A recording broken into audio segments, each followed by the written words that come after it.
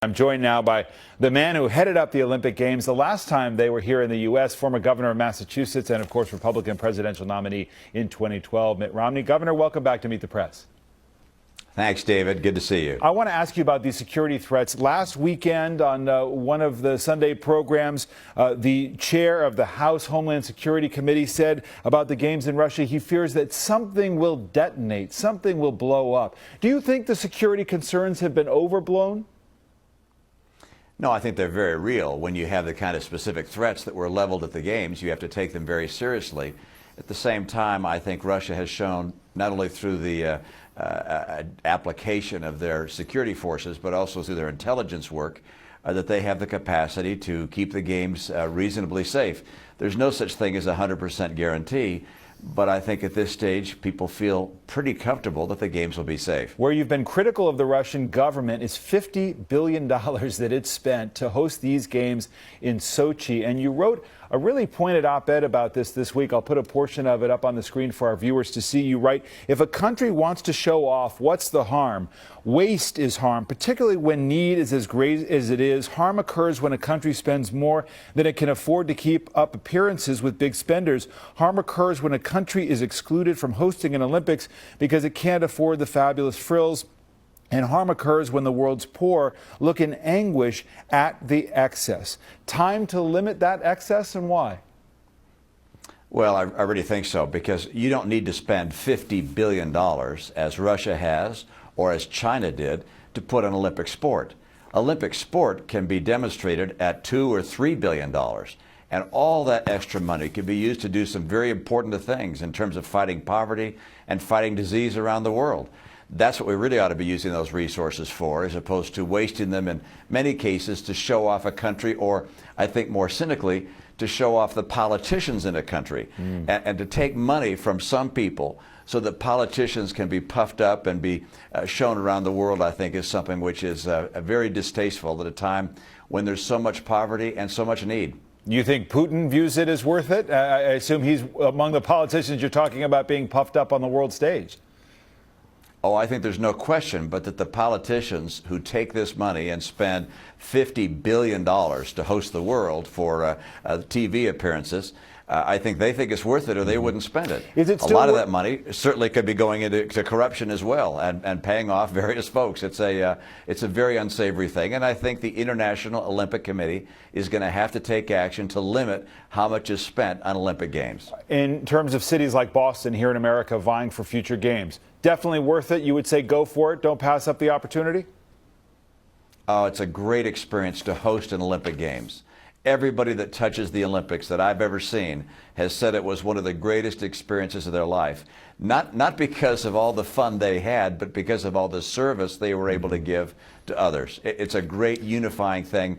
Boston would love it if the games came home. Let me talk to you about politics. And of course, the issue of gay rights around the world, particularly in Russia, has been a part of the backdrop of these games.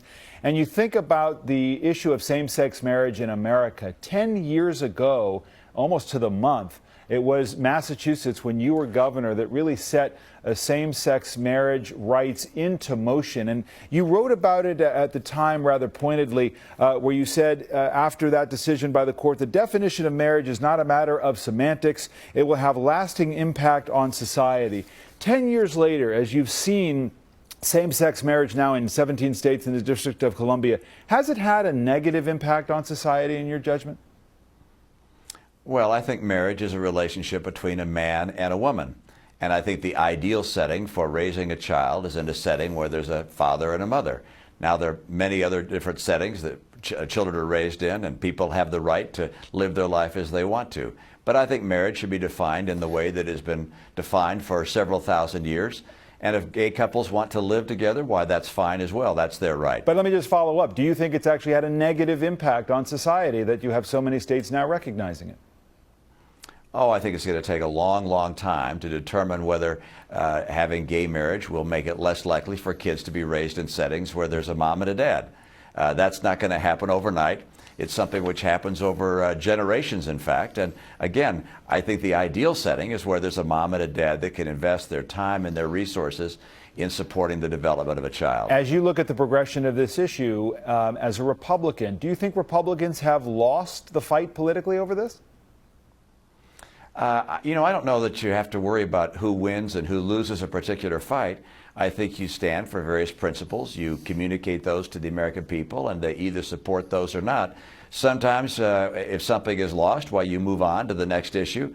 You wish you'd have won that one, but you move on. I think in this case, it continues to be an issue that people find relevant and important, and it's something which is being considered in various states across the country. I do believe, by the way, that it's best decided by the people rather than by the courts.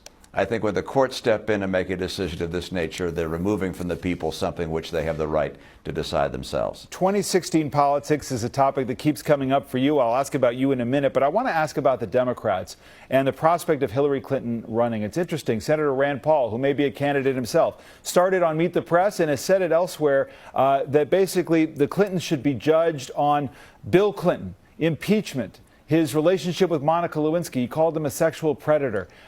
Is the prospect of a Hillary Clinton candidacy, should that be judged on the record, personal and otherwise, of Bill Clinton, do you think? Well, I don't think Bill Clinton is as relevant as Hillary Clinton if Hillary Clinton decides to run for president. And in her case, I think people will look at her record as the Secretary of State and say, during that period of time, did our relations with nations around the world elevate America and elevate our interests, or were they receding? And I think her record is what will be judged upon, not the record of her husband. It's interesting that the Republican Party now on its website is really resurrecting the 90s, and part of that message is keep the Clintons out of the White House again.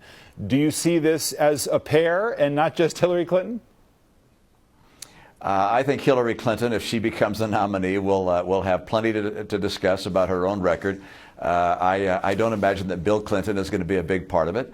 That being said, the times when he was president were by and large positive economic times for the country. On the other hand, he embarrassed the nation.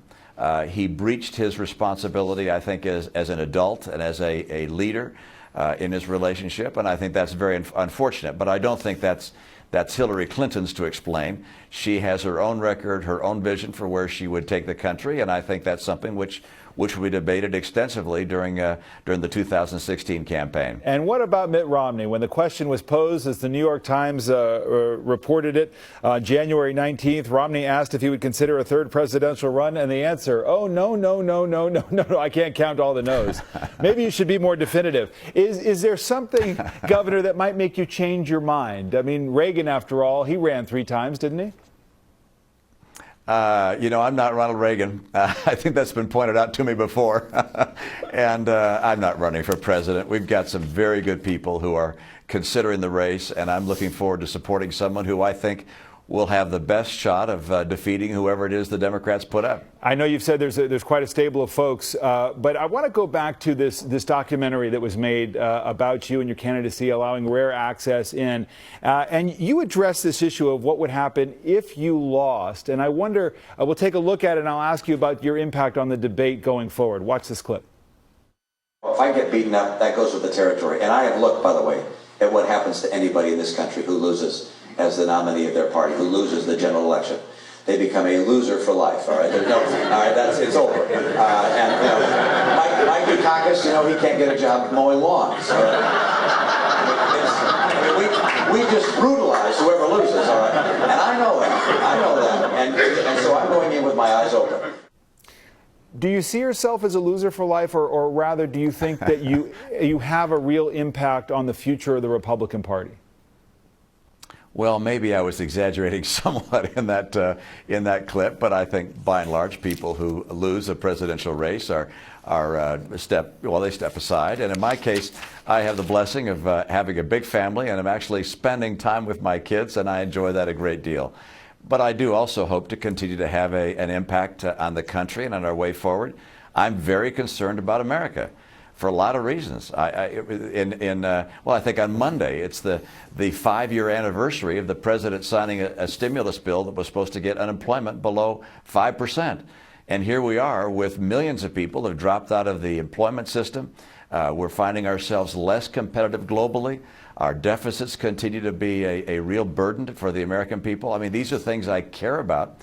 And just because I lost the presidential race doesn't mean I'm not going to keep fighting for the American people and for a future that's more prosperous than what we've seen over these last 5 years. Final question, Governor. You saw USA Hockey beat the Russians yesterday. That's not the end of the story.